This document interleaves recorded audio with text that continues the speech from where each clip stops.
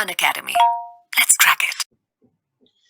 नमस्कार दोस्तों, आज हमारे साथ हैं doctor Banchana Singh. She is administrator at one stop centre. तो मैडम जो हैं अभी इंदौर में बहुत अच्छा काम कर रही हैं। पहले भी मैं एक इंटरव्यू मैडम का कर चुका हूं और अभी तक लाखों विद्यार्थियों का ये करियर बना चुकी हैं। कौटिल्य जैसे संस्थान में इन्होंने लंबे समय तक अपनी सेवाएं दी हैं और काफी सारे स्टूडेंट्स इनके आज डेप्यूटी कलेक्टर, डीएसपी जैसी पोस्ट पर हैं। और मैडम खुद महिला बाल विकास के थ्रू जो है जो पोस्ट है वो है एडमिनिस्ट्रेटर की पोस्ट है और इंदौर में ये बहुत अच्छा काम कर रही है। तो सबसे पहले ढेर सारी बधाइयां मैडम कि आप इतना बढ़िया काम कर रही हैं और स्वागत है इस इंटरव्यू में। Thank you sir, thank you very much. जी मैडम, आज मैं जो बात करने जा रहा हूँ ये पूरी तरह से मेरी आज की जो रणनीति है वो है मेंस को लेकर। 2020 के मेंस को लेकर काफी सारे सवाल जो है स्टूडेंट्स हमसे पूछ रहे हैं इंटरव्यू में। डेली ये कमेंट्स में आता है सर 2020 मेंस को लेकर बात करें, क्योंकि प्रीलिम्स का अभी तक रिजल्ट आया नहीं है।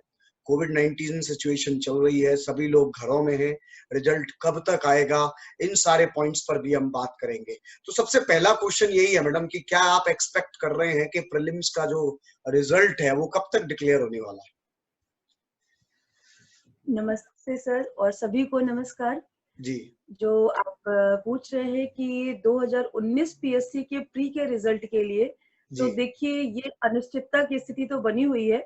फिर भी हम उम्मीद कर रहे हैं वर्तमान परिस्थितियों के परिप्रेक्ष्य में कि जुलाई अगस्त में रिजल्ट आ जाना चाहिए और सितंबर तक 2019 का मेंस जो है वो एक संभावना व्यक्त की जा रही है कि आपका लॉकडाउन खत्म होने के बाद आपका रिजल्ट आने की संभावना रहेगी। और चूंकि मेंस का रिजल्ट एग्जाम रहेगा तो मेंस के एग्जाम में बच्चे कम होते हैं, स्ट्रेंथ कम होती है, तो सोशल डिस्टेंसिंग के माध्यम से आपका मेंस भी कराया जा सकता है। तो ये उम्मीद कर रहे हैं कि सितंबर लास्ट तक में मेंस होने की संभावना अभी फिलहाल की परिस्थितियों में बनी हुई है। और रिजल्ट की उम्मीद है कि आ जाएगा। ग्रेट। अब जो स्टूडेंट्स प्रीलिम्स क्वालिफाई कर रहे हैं तो जनरली एग्जाम देने के बाद ही हमें पता लग जाता है कि हम कहाँ स्टैंड करते हैं, क्या हमारा प्रीलिम्स क्लियर हो रहा है या नहीं हो रहा है। तो अब इसके बाद प्रश्न आता है रणनीति को लेकर। जो लोग पहली बार प्रीलिम्स दिए हैं और जिनका सिलेक्शन होने की उम्मीद है, जिनको लगता है कि हम प्रीलिम्स के कट ऑफ को क्लियर कर लेंगे, तो ऐसे स्टूडेंट जो बिल्कुल नए हैं इस फील्ड में, जिन्हें पुराना कोई अनुभव नहीं है, उनके लिए मेंस को लेकर क्या रणनीति होनी चाहिए?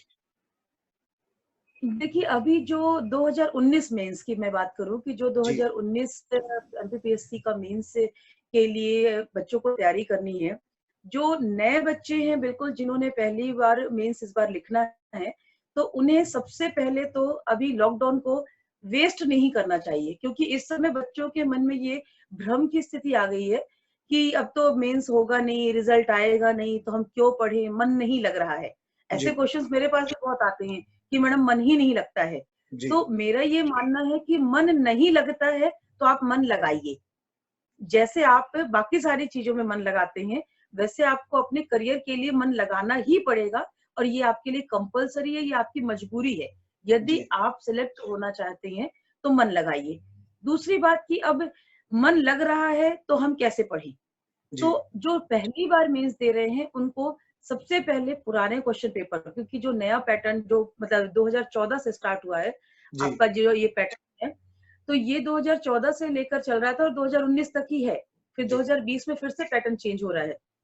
तो पुराने 2014 से 2018 तक के क्वेश्चन पेपर मेंस के उठाएं, उनमें वो आपके सब्जेक्ट वाइज क्वेश्चंस को अलग अलग छांट लें, हिस्ट्री के अलग रख लें, बायो के अलग, मतलब इस तरह से हर सब्जेक्ट वाइज वो क्वेश्चन 3 मार्कर्स और 6 मार्कर और 15 मार्कर वाले अलग अलग रखें। फिर उसके बाद उनको जो टॉपिक स्टार्ट करें कि हमको ये टॉपिक पढ़ना है और उस टॉपिक को पढ़ के फिर उन क्वेश्चंस की प्रैक्टिस करें। साथ ही साथ अभी आप देख रहे होंगे कि यूट्यूब पे, फेसबुक पर बहुत सारे क्वेश्चंस जो हैं वो बहुत सारे रिसोर्सेस के द्वारा बच्चों को अवेलेबल कराए जा रहे हैं। तो बच्चों को चाहिए कि वो उन क्वेश्चंस को सॉल्व करें और प्रैक्टिस, मतलब सबसे बड़ी बात है यहाँ ज्यादा से ज्यादा प्रैक्टिस करें। कि जी, वो क्वेश्चन या तो टेस्ट पेपर सीरीज के माध्यम से करे। और जी, पहली बात तो ये कि 2014 से 2018 इतने अगर वो सॉल्व कर लेंगे तो उन्हें एक व्यू पता चल जाएगा कि हाँ हमें किस प्रकार से मेंस लिखना है। और सबसे बड़ी बात है 3 घंटे बिल्कुल रूम बंद करके अपने टेबल चेयर पे बैठ के आदत डालें लगातार लिखने की। जी, क्योंकि जो लगातार 6 पेपर होते हैं, 6 दिन लगातार 3-3 घंटे नॉन स्टॉप लिखना रहता है। और जो जी, 2019 के मेंस की राइटिंग स्पीड है, क्योंकि वर्ड लिमिट बहुत सारी लिखनी होती है, जी, मैक्सिमम आपको लिखना होता है 4500 से मतलब 4700 वर्ड्स तक आपको लिखना होता है एक पेपर में, जी, और वो भी 3 आवर्स में। तो वो जो स्पीड आपको मेंटेन करनी है वो बहुत जरूरी है मेंटेन करना। तो अभी घर में रेगुलर जिस हुँ, तरीके से वो पहले पढ़ते थे उसी प्रकार से लॉकडाउन को छुट्टी ना मानते हुए एक अवसर माने। क्योंकि जो नए बच्चे हैं उनको यदि अचानक से जो पहले से आपका शेड्यूल था एमपीपीएससी 2019 का मेंस, जी, उस समय पे एग्जाम देना होता तो शायद वो बच्चे तैयारी नहीं कर पाते। लेकिन बिल्कुल, अब ये उनको समय मिल गया है, तो हुँ, इस लॉकडाउन को वो अवसर माने कि हाँ ये हमारे लिए अवसर है, ताकि हम जी, फर्स्ट अटेम्प्ट में भी क्वालिफाई कर सकते हैं। कर सकते तो थोड़ा सा वो अपनी तैयारी जो है इस हिसाब से करें। और उनकी रणनीति ये होना चाहिए कि डेज के हिसाब से, अगर मैं एक एक्सपेक्टेशन अपन की है हैं। कि जी, सितंबर में मेंस होने वाला है, बिल्कुल, तो एक पूरा अभी से देख लें, आज जो है 14 तारीख है, तो जी, 15 से आप स्टार्ट कर दीजिए और पूरे डेज की जून जुलाई अगस्त और सितंबर अगर हम लेके चल रहे हैं, तो 4 महीने मतलब 120 दिन हमारे पास है। तो जी, अपने पूरे सिलेबस को 120 दिन में वो बांट ले कि हम अपने पूरा सिलेबस को 120 दिन में कैसे कवर कर सकते हैं। जी, हर सब्जेक्ट के लिए एक गिवन डेज बना लें, टाइम लिमिट बना लें कि इतने में हमको पूरा कवर करना है, और उस हिसाब से वो उसकी तैयारी करे। तो नो डाउट 4 मंथ का जो टाइम है वो बहुत ही सफिशिएंट रहेगा। और अभी वो 4 महीने से पहले से पढ़ भी रहे होंगे। जी, 12 जनवरी को हमारा प्री हो चुका था, अब मई आ गई है, तो बहुत आराम से उनका कोर्स कंप्लीट हो जाएगा। एक दो बार रिवीजन का भी समय लगा लें, और बकायदा मतलब राइटिंग प्रैक्टिस, जितनी ज्यादा वो राइटिंग प्रैक्टिस करेंगे उतना ज्यादा 2019 मेंस को क्लियर करने के लिए वो एलिजिबल होंगे। ग्रेट। मैडम इसमें ये है कि जिन लोगों ने अभी इस तक प्रिपरेशन स्टार्ट नहीं की है मेंस को लेके, जो नए लोग हैं, जिनके पास अभी इस लॉकडाउन सिचुएशन में चीजें अवेलेबल नहीं है, तो मेंस को लेके उनको नोट मेकिंग करनी चाहिए अभी, मतलब ये क्या ये नोट्स बनाने का समय है अभी उनके पास?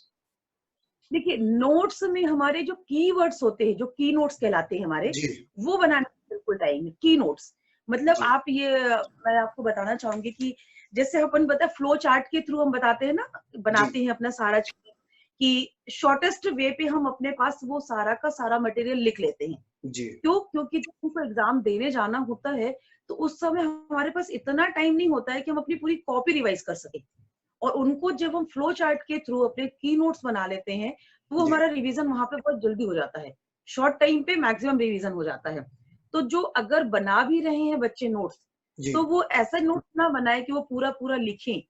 जो वो लिखने वाली प्रैक्टिस है वो 3 घंटे अलग रखें, कि ये 3 घंटे कंटिन्यू हमको नॉन स्टॉप घड़ी सामने रख लेना है, और जी, हमको दरवाजा बंद करके 3 घंटे बिल्कुल हाई स्पीड बना के लिखना है। क्योंकि यहाँ पर तो स्पीड मेंटेन करना है 2019 पीएससी में। जी, जो पहली बार है जिनके पास अगर नोट्स नहीं है, वो लोग घर में फंसे हुए हैं, लॉकडाउन में ऐसा ही हुआ है, नॉर्मली कि बच्चे अपने घर पहुंच चुके हैं। तो मेरे ख्याल से इस समय आपके जितने भी ऑनलाइन क्लासेस चल रही हैं यूट्यूब पे, लेकिन हर किसी को वो ना देखें, वो एक जी, स्टैंडर्ड होता है। दो जी, चार वीडियो देख के उनको वो स्टैंडर्ड समझ में आ जाएगा कि कौन सा चैनल ऐसा है जो हमें स्टैंडर्ड का मटेरियल अवेलेबल करा रहा है। तो जी, टाइम भी वेस्ट नहीं करना है कि हर जगह जाए, हर जगह वो सर्च करें। जी, एक स्टैंडर्ड ऑनलाइन प्लेटफॉर्म पे वो जी, अपना जो है लेक्चर है उनको कंटिन्यू करना स्टार्ट कर दें। एनसीईआरटी हमारे पास ऑनलाइन अवेलेबल है बहुत सारी। जैसे अगर आप क्वालिटी की बात करो तो लक्ष्मीकांत हमारे की पीडीएफ हमारे पास अवेलेबल है। बहुत सारे जो अच्छी अच्छी पब्लिकेशन की बुक्स हैं वो इस समय ऑनलाइन पीडीएफ उसके अवेलेबल हैं, तो उसको डाउनलोड करें और उससे करें। जिनके पास घर में अभी नोट्स नहीं है तो वो लोग इस तरीके से करें, और जिनके पास है जो अपने कॉपी किताब लेके गए हैं तो उनके लिए तो टेंशन ही नहीं है। और अच्छे अच्छे वीडियोस अवेलेबल है। इवन मैं भी अभी इस समय पब्लिक एडमिनिस्ट्रेशन और रीजनिंग ऐसे थोड़े बहुत वीडियोस जी, प्रोवाइड करवा रही हूँ। तो ऐसे बहुत सारे ऑनलाइन आपको वीडियोस मिल रहे होंगे। तो स्टूडेंट्स एक स्टैंडर्ड देख लें कि हाँ, ये हमारे पीएससी का स्टैंडर्ड है, इस वीडियो को हम फॉलो कर सकते हैं। तो वहां पर फिर वो क्या करे, उसको बकायदा जैसे हमारी क्लास होती है वैसे सीरियसली बैठे और बकायदा पेपर और जो आपका पेन होता है उसको लेकर बैठे, वीडियो को पूरा समझें, उससे जो उनको नोट्स बनाना हो वो नोट्स बनाएं और इस हिसाब से फिर वो आगे अपनी तैयारी करते रहे। जो थोड़ा बहुत नोट्स है जहाँ पे, क्योंकि अभी मैं देख रही थी फेसबुक में भी बहुत सारे जो एमपीपीएससी की तैयारी के ग्रुप्स हैं, उन जी ग्रुप्स में बहुत अच्छे अच्छे नोट्स अवेलेबल करवाए जा रहे हैं, पीडीएफ अवेलेबल करवाए जा रहे हैं, चाहे वो मिशन पीएससी हो, चाहे जी मतलब बहुत सारे ग्रुप है, अपन देखते हैं ना व्हाट्सएप में, फेसबुक ग्रुप जो होते हैं, तो जी वो जो होते हैं उन ग्रुप में बहुत अच्छे अच्छे नोट्स अवेलेबल कराए जा रहे हैं, तो उसमें भी सर्च कर सकते हैं। बहुत सारे ऑनलाइन वीडियोस अवेलेबल कराए जा रहे हैं, तो उनसे वो अपनी हेल्प ले सकते हैं। लेकिन करना तो पड़ेगा तैयारी, मतलब ये छोड़ बिल्कुल नहीं सकते हैं कि चलो हम इसको बाद में देख लेंगे।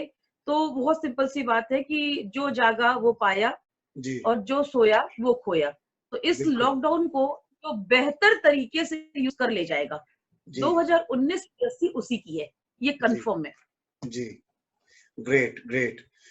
उसके बाद मैं कुछ क्वेश्चंस और यहाँ पर करना चाहूंगा मैडम कि आंसर राइटिंग हमें when to start answer writing for means, कब हम स्टार्ट करें? जैसे अभी नोट मेकिंग का भी टाइम आपने बताया कि सफिशिएंट टाइम है, हम की नोट्स अपने तैयार कर सकते हैं, तो इसके साथ साथ क्या हमें आंसर राइटिंग के लिए डेली बेसिस पर टाइम निकालना चाहिए या कुछ और तरीके जो हैं आपके दिमाग में हो सकते हैं आंसर राइटिंग को लेकर? देखिए, जो मेरा ये मानना रहता है जी हमेशा कि जब आप तैयारी करें, मतलब मैं स्टूडेंट्स को जब भी बताती हूँ तो यही बताती हूँ कि प्री मेंस और इंटरव्यू की तैयारी एक साथ स्टार्ट होती है। बिल्कुल ऐसा बिल्कुल भी नहीं होता है कि पहले हम प्री क्लियर करें फिर उसके बाद हम मेंस की तैयारी करें और जी जब मेंस पास करें तब हम इंटरव्यू की तैयारी करें। तो ये तीनों जो स्टेप्स होते हैं उनकी तैयारी एक साथ ही स्टार्ट होती है। तो जी उसी बिहाफ में मैं अभी भी बताऊंगी कि आपने की नोट्स बनाया, जिस भी विषय के आपने की नोट्स बना लिए हैं, ठीक है ना। चलिए अपन बात करते हैं कि आपने पॉलिटी में आपने की नोट्स बना लिए किसके, संवैधानिक विकास के, जो आपका कॉन्स्टिट्यूशनल डेवलपमेंट हम पढ़ते हैं, तो आपने वो सारे बना लिए। जब आपने उसके की नोट्स बना लिए तो उसी दिन बैठकर आप क्या करिए, उससे संबंधित क्वेश्चंस की आंसर राइटिंग, आंसर फ्रेमिंग कर लीजिए। जी तो जितना आप दिन भर में की नोट्स बना रहे हैं हम्म, उसके लिए थोड़ा सा टाइम निकालिए और हम्म, उसको आप क्या करिए, बहुत आराम से पूरा क्वेश्चन, जो 3 मार्क्स के लिए भी और जी 6 मार्क्स के लिए भी और 15 मार्क्स के लिए भी खुद ही क्वेश्चन फ्रेम करिए, या हम्म, फिर पुराने आए हुए क्वेश्चन पेपर्स में से क्वेश्चन निकाल के उसको फ्रेम करिए। तो डेली बेसिस पे हो, और फिर उसके बाद जो मैं 3 घंटे कंटिन्यू बैठने वाला बोल रही हूँ, जी इसको आप ड्यूरेशन में कर सकते हो अभी। मतलब ओके 3 घंटे लगातार बैठने वाला जो है, यदि आप की नोट्स बना रहे हो, आपके पास नोट्स अवेलेबल नहीं है, तो आप 3 घंटे लगातार बैठ के लिख भी नहीं पाओगे, आपके पास हम्म, मटेरियल ही नहीं है। तो हम्म, शुरुआत करो कि आप ऐसा ले लो कि 3 मार्क्स वाले हमको कितने क्वेश्चन करने हैं, 15 क्वेश्चन करने हैं, क्योंकि 15 क्वेश्चन हमारे आते हैं। तो हम बिल्कुल 3 मार्क्स के 15 क्वेश्चन करने वाले हैं, तो हम उतना ही टारगेट ले लें कि चलो 12 मिनट कंटिन्यू हम बैठ लेते हैं और 15 क्वेश्चन हम सॉल्व करेंगे। तो स्टार्टिंग इस तरीके से करें। या फिर 6 मार्क्स वाले यदि हम 10 क्वेश्चन करने जा रहे हैं, तो आपको पता है कि 30 मिनट्स में हमको वो कंप्लीट करने होते हैं। तो अब 30 मिनट्स बैठे और वो 10 क्वेश्चन लिखने की हम तैयारी करें। तो बंदा एक स्लॉट डिसाइड कर ले कि जिस भी टॉपिक का हमने की नोट्स बनाया है, उसी टॉपिक के क्वेश्चन उसी दिन शाम को हम, जब भी आपका मतलब रहता है स्टूडेंट्स का, कुछ स्टूडेंट्स रात में ज्यादा पढ़ते हैं, कुछ स्टूडेंट्स दिन में पढ़ते हैं, तो जो हम्म, भी उनके पढ़ने का शेड्यूल है उस जी हिसाब से वो टाइम आंसर फ्रेमिंग के लिए करें। और जो 3 आवर्स वाली सिटिंग है उसको वो लोग कर सकते हैं अभी हम्म, फिलहाल, मतलब मई और जून, जी 2 महीने एक एक हफ्ते में बैठे, एक हफ्ते में, क्योंकि एक हफ्ते में उनका एक सब्जेक्ट कंप्लीट हो जाएगा। जब बिल्कुल एक सब्जेक्ट उनका कंप्लीट हो जाएगा एक हफ्ते में, तो उस सब्जेक्ट का फिर वो 3 घंटे बैठ के खुद ही क्वेश्चन फ्रेम कर ले, पार्ट ए और पार्ट बी में पूरे सब्जेक्ट का बना ले, पूरा पेपर जैसे हमारा होता है उस तरह से बना के 3 घंटे बैठे। और जैसे ही जून कंप्लीट होता है उसके बाद उनको हर 3-3 दिन में अपना रिवाइज करे और 3-3 दिन में 3 घंटे वाला बैठे। लेकिन हाँ, डेली आंसर राइटिंग तो करनी पड़ेगी, स्लॉट में करें, लेकिन करें जरूर। बिल्कुल। क्वेश्चन को थोड़ा सा और मैं मॉडिफाई करता हूँ, how to write good answers. इसमें आपके हिसाब से जो अच्छे आंसर्स होंगे उनकी एक आइडियल डेफिनेशन क्या हो सकती है कि 3 marker must be written like this, 6 marker इस तरीके से लिखे जाएं, 15 मार्कर इस तरीके से लिखे जाएं, तो एक अच्छे आंसर्स कैसे लिखे जाते हैं, इसको लेके तमाम प्रश्न थे। हाँ, देखिए ये बहुत अच्छा क्वेश्चन भी है और चलिए मतलब ये पहले तो यहाँ पर आपको कॉन्सेप्ट क्लियर होना चाहिए बच्चों का जी कि अच्छा क्या होता है। बिल्कुल मतलब हर व्यक्ति का जो पर्सपेक्टिव होता है उसके हिसाब से अच्छा होता है। जी एग्जामिनर एमपीपीएससी का जो होता है, अगर उसके साथ आपकी थिंकिंग मैच कर गई तो जो आपने लिखा वही अच्छा है। मतलब यहाँ पर हम ये नहीं बोल सकते हैं कि इसका आंसर बेस्ट है या इसका आंसर बेस्ट है। हाँ, जी एक तरीका बेस्ट होता है, जी एक कंटेंट बेस्ट होता है। तो जी वो कंटेंट कैसा होना चाहिए? जी 3 मार्कर की मैं बात करूं, हम्म बहुत ज्यादा भ्रांति है, बहुत हम्म सारे लोगों को मिसगाइड किया जाता है हम्म, कि 3 मार्क्स का जो क्वेश्चन है उसका आंसर आप 3 बिंदु में लिखो, जी 1 2 3 करके आप लिखो, तभी आपको 3 में 3 मिलेंगे, अदरवाइज नहीं मिलेंगे। तो हम्म ये बहुत ही मतलब मेरे हिसाब से जो मेरा पर्सपेक्टिव है उस हिसाब से ये बिल्कुल रॉन्ग कॉन्सेप्ट है। और हम्म यहाँ पर 3 बिंदु से नहीं मतलब होता है। हम्म 3 मार्क्स का जो क्वेश्चन आता है जिसको हम हम्म, 3 मार्कर कहते हैं, जी उसके लिए 3 फैक्ट जरूरी है। मतलब 3 फैक्ट फैक्टर, फैक्ट और पॉइंट्स बहुत अलग अलग होते हैं। यस यस पॉइंट्स भी यस हम प्लीज, 1 2 3, तो वो आप सोचिए कि जहां पर आपको 42 सेकंड, ओनली 42 सेकंड्स मिल रहे हैं लिखने के लिए, हम्म और वहां पर लिखा भी रहता है 1 या 2 पंक्ति में लिखे। तो जब बिल्कुल 1 या 20 2 वर्ड्स, तो आप जी उसको 5-6 लाइन में कैसे लिख सकते हो? जी नहीं लिखना है, 1 या 2 पंक्ति में लिखना है। क्वेश्चन का जो पैटर्न है उसको हमें देखना पड़ता है। जैसे क्वेश्चन पूछ रहा है कैरेक्टरिस्टिक्स बताइए, हम्म आप प्रॉफिट एंड लॉस बताइए, ठीक है ना, हम्म गुण बताइए, इंपॉर्टेंस बताइए, डिफरेंस बताइए। तो हम्म, ये चीजें हमको समझ में आती है कि हाँ, हम इनको 1 2 3 में लिख सकते हैं। लिख सकते हैं, लेकिन यदि क्वेश्चन में ये पूछा जा रहा है डिफाइन करिए, हम्म ठीक है ना, हम्म एक्सप्लेन करिए, हम्म आप डिस्क्राइब करिए, हम्म, ब्रीफ में लिखिए, जी संक्षिप्त लिखिए। तो जब इस तरीके के क्वेश्चन की व्हाट इज दिस अगर ऐसा पूछा जा रहा है, तो जब इस प्रकार के क्वेश्चन आ रहे हैं तो वहां पर हमको 3 बिंदु नहीं लिखने हैं, हम्म हमें तो डेफिनेशन लिखनी है, एक कंक्रीट डेफिनेशन लिखेंगे और उस डेफिनेशन में हम 3 फैक्ट जरूर देंगे। जी मतलब हम कोशिश ये करेंगे कि हम्म उसमें 3 फैक्ट, फॉर एन एग्जाम्पल, हम्म अगर आपसे पूछा जाए कि कोविड 19, अभी अपन का करंट में कोविड 19, अगर केवल कोविड 19 ही लिख के आ गया, ठीक है ना, हम्म उसमें आगे कुछ भी नहीं लिखा है कि कोविड 19 क्या है, कोविड 19 को समझाइए, जी तो आप उसके बाद क्या 3 फैक्ट बताओगे कि हम्म कोविड 19 क्या है, ठीक है ना, लेकिन उसको बिंदु में नहीं बताओगे, आप जी कॉमा करके जोड़िए, क्योंकि आपको शॉर्टेस्ट वे, कहते हैं ना अनेक शब्दों का एक शब्द, ऐसा बिल्कुल हमें बनाना है कि अपनी पूरी बात को हम कॉमा से आप जोड़ो, योजक चिन्ह हमारा होता है, हम उससे जोड़ के अपने 3 फैक्ट बताते हुए कम शब्दों में आंसर लिख देंगे। और यहीं बिल्कुल पर अगर लिखेगा कि कोविड 19 की 3 समस्याएं बताइए, प्रॉब्लम्स बतानी है, तो फिर हम हम्म लिखेंगे 1 2 3 तो इस पॉइंट्स आ तरह से जाएंगे, हमारे 3 के आंसर लिखे जाते हैं। फिर ओके बात आती है 6 मार्कर की। तो जी 6 मार्कर में जो 2019 पीएससी में वर्ड लिमिट है वो जी 100 शब्दों की है, 100 वर्ड्स में आपको लिखना रहता है। जो बिल्कुल एक आइडियल आपका जो टाइम लिमिट है 100 वर्ड्स लिखने के लिए, जी मतलब 19 पीएससी के हिसाब से, तो वो है आपका 3 मिनट, 3 से 3.5 मिनट में आपको वो कंप्लीट करना रहता है 100 शब्द।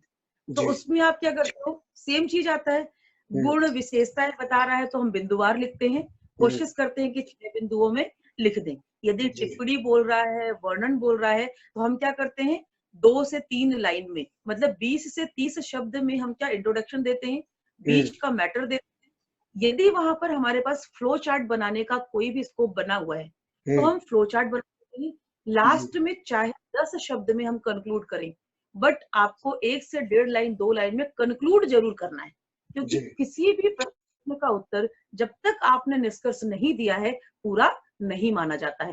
तो एक ये मान होता है कि जो कोई जिसकी आदत होती है कि वो निष्कर्ष लिख ही देता है 1-2 लाइन में, तो वो अच्छा इम्पैक्ट पड़ता है एग्जामिनर के ऊपर कि हाँ, इसने अपना कंक्लूड कर दिया है। जी फिर आती है बात 15 मार्क्स की।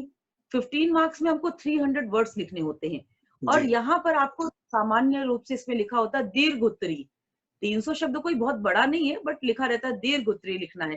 तो यहाँ पर आपको क्वेश्चन को देखना है, और उसमें यहाँ पर आपके पास स्कोप नहीं है कि आप लफबाजी करिए, इधर घुमाइए उधर घुमाइए, कोई स्कोप नहीं रहता है, ना 3 मार्कर में, ना 6 मार्कर में, ना 15 मार्कर में। क्वेश्चन जो पूछ रहा है टू द पॉइंट क्वेश्चन पर आइए और जी। उसी का आंसर लिखिए।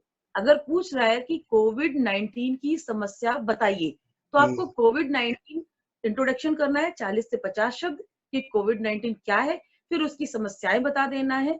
अब चूंकि वहां पर उपाय नहीं पूछ रहा है, जी। तो जनरली आप उपाय नहीं बताओगे, जी। बट जो कंक्लूड करोगे, आप निष्कर्ष बताओगे, तो वो सदैव आपका क्या होता है, एडवाइजरी होता है, सुझावात्मक होता है। हम सुझाव देते हुए ही निष्कर्ष बताते हैं। तो जब आप जी। निष्कर्ष बताओगे, तो वहां पे कुछ सकारात्मक पॉजिटिविज्म आप बताते हुए कंक्लूड करोगे। अगर वहीं पर 15 मार्क्स में आपको कुछ और क्वेश्चन पूछ रहा है कि आप वर्णन करें, तो ये सब चीजें फिर वो डिपेंड करता है वर्ड्स पर। अगर वो डिस्क्रिप्शन बोल रहा है तो हम डिस्क्रिप्शन करेंगे, वो बोल रहा है एक्सप्लेन करो तो हम एक्सप्लेन करेंगे, वो बोल रहा है कि इवेल्युएट करो, मूल्यांकन करो तो हम मूल्यांकन करेंगे, वो बोल रहा है कि क्रिटिकली मतलब इवेल्युएट करना है, जी, आपका आलोचना। आलोचना मूल्यांकन करना है। मतलब जो आंसर्स होते हैं वो जी। डिपेंड करते हैं नेचर ऑफ क्वेश्चन पे, कि क्वेश्चन क्या पूछ रहा है, जी। उसको समझें और उसके हिसाब से टू द पॉइंट आप आंसर लिखो। अब ये 300 शब्द में जब लिखना है तो 40 से 50 शब्द का आपका इंट्रोडक्शन हो जाएगा जी। और 40 से 50 शब्द का कंक्लूजन। बीच के जो 200 वर्ड्स आपके हैं उनको हम 2 से 3 पैराग्राफ में या फिर जो भी फ्लो चार्ट है, बिंदुवार है, जिस प्रकार से भी वैसा लिख सकते हैं। तो जी। इस प्रकार से अपन आंसर फॉर्मेटिंग 2019 पीएससी के हिसाब से करेंगे। अगला प्रश्न ये रहता है कि 6 मार्कर क्वेश्चन में क्या हमें ये प्रस्तावना और मतलब इंट्रोडक्शन या कंक्लूजन डालना जरूरी होता है? देखिए, ये मैं आपसे क्या बोल रही हूँ कि यदि क्वेश्चन आपका है कमेंट लिखो, जी। तो वहां पर आपको 2 लाइन का इंट्रोडक्शन और 2 लाइन का कंक्लूजन डालना बहुत जरूरी है। अगर वो बोल रहा है कि विशेषताएं लिखो तो बिल्कुल जरूरी नहीं है, आप डायरेक्ट विशेषताएं लिख सकते हो। अगर जी। वो बोल रहा है गुण लिखो, महत्व लिखो, तो आपको वहां जरूरी नहीं है। लेकिन जब आपको बोल रहा है कि वर्णन करो, आप कमेंट करो, आलोचना करो, तो इस तरीके के जो क्वेश्चन का नेचर होता है वहां जी। पर, हाँ, बहुत लंबा नहीं करते हम इंट्रोडक्शन। जी। इंट्रोडक्शन आपका जैसे अपन वहां पर बोल रहे हैं कि 40-50 शब्द, तो जी। यहाँ पर आपका 10 से 15 शब्द में आपका इंट्रो होता है। बहुत जी। लंबा इंट्रो नहीं जाता है, जो भी आपको पूछा जा रहा है टू द पॉइंट वहीं पर हम पहुंच जाते हैं। ग्रेट। अगला जो प्रश्न है मेरा वो है कि हम ऐसे पेपर के लिए निबंध के लिए हम क्या आप कर सकते हैं, निबंध कैसे लिखें, इसको लेकर कई सारे प्रश्न होते हैं। देखिए सर, निबंध तो एक कला है। जी। निबंध जो लिखना है वो एक कला होती है, जिसकी राइटिंग स्किल बहुत अच्छी होती है, थिंकिंग पावर जिसका बहुत अच्छा होता है। तो निबंध ऑटोमेटिक आपका शब्द में ही छुपा हुआ है, निबंध, जी। जहां कोई बंधन नहीं नहीं है। है। आप जी। विचारों की जो कहते हैं ना, विचार को पूरा फैलाने की स्वतंत्रता होती है और उसको जी। हमें क्या करना है, एक सीमित दायरे में लेकर आना है।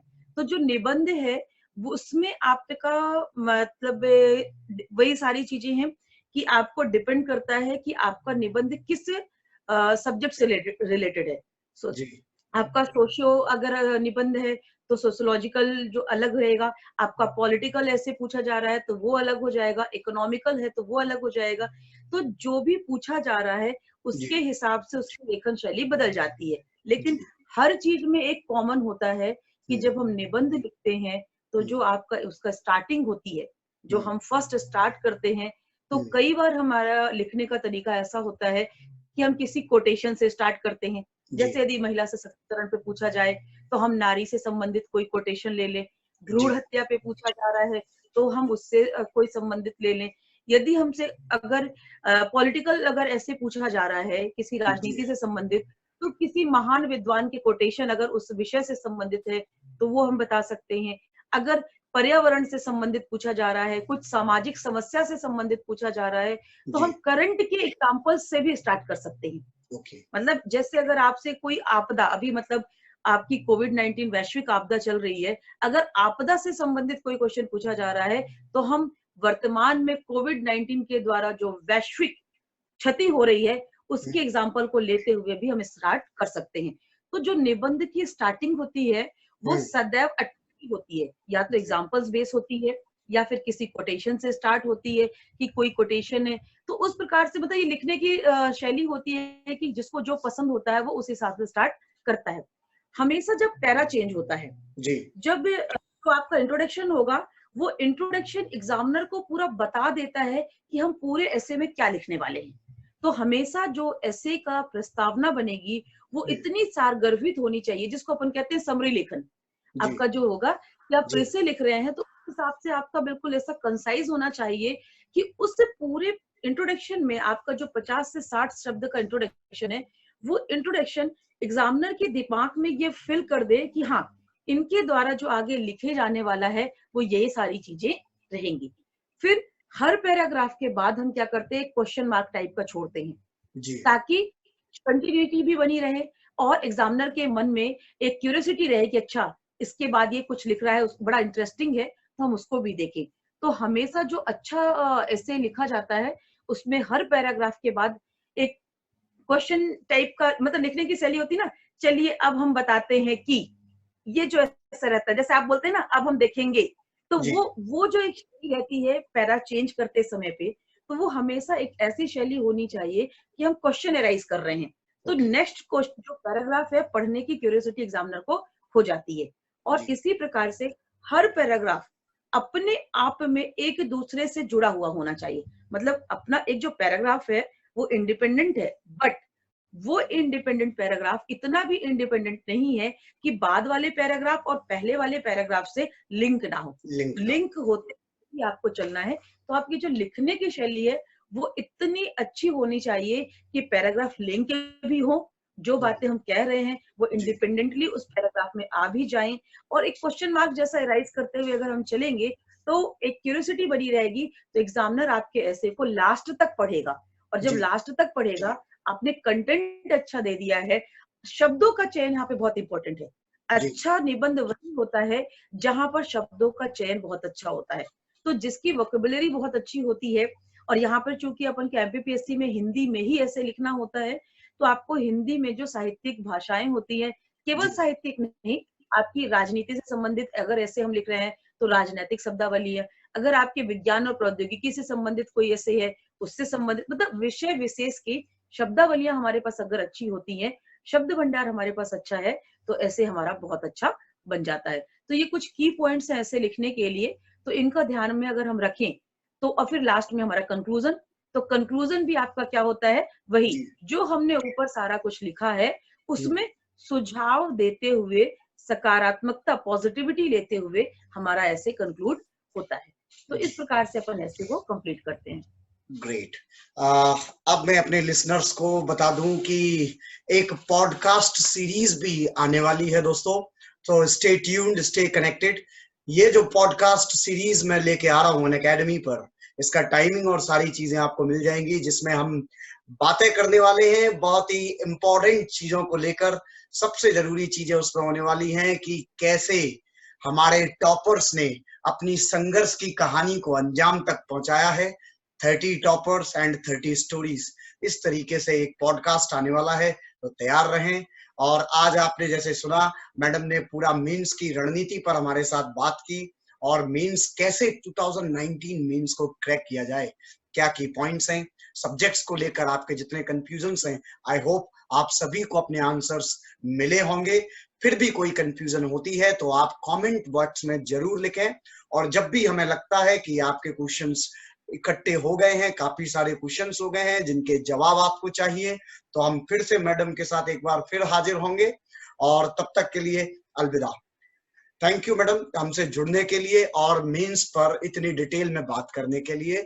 अनअकैडमी परिवार आपका बहुत बहुत आभारी है, और आप ऐसे ही देश सेवा करते रहें, समाज का नाम रोशन करते रहें, और स्टूडेंट्स के लिए आप जिस तरीके से काम कर रही हैं वो काबिले तारीफ है। उसके लिए मैं और अनअकैडमी परिवार आपको दिल से सैल्यूट करता है। Thank you sir, thank you.